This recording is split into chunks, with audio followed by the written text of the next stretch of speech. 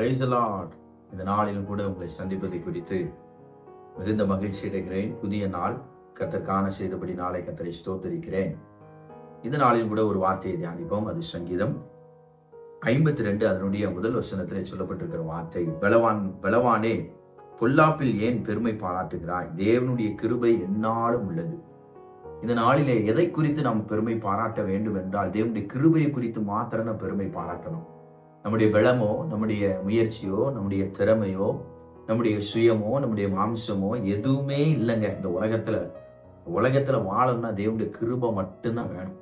அந்த கிருபையை குறித்து மாத்திரம் நீங்கள் நானும் பெருமை பாராட்டணும், மேன்மை பாராட்டணும்.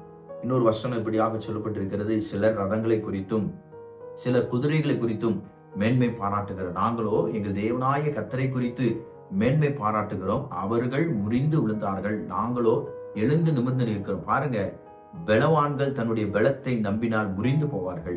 அதை குறித்து மேன்மை பாராட்டுவதற்கு நம்மிடத்துல ஒன்றும் இல்லை. கர்த்தரை குறித்து மேன்மை பாராட்டுங்க, அவருடைய கிருபையை குறித்து மேன்மை பாராட்டுங்க. அதுதான் நம்முடைய வாழ்க்கையில எல்லா காரியத்தையும் கைகூடி வர பண்ணும். இந்த வார்த்தை சொல்லி இந்த நாள் முழுவதுமாய் பிரயாணப்படுங்க. கர்த்தர் உங்களோடு கூட இருந்து உங்களை எந்தெண்டைக்கும் வழி நடத்த வல்லவராய் இருக்கிறார். கர்த்தர் உங்களை ஜெயிக்க பண்ணுவார். இந்த வார்த்தைகளை கொண்டு கர்த்தர் தாமே உங்களை ஆசீர்வதிப்பாராக. ஆமென்.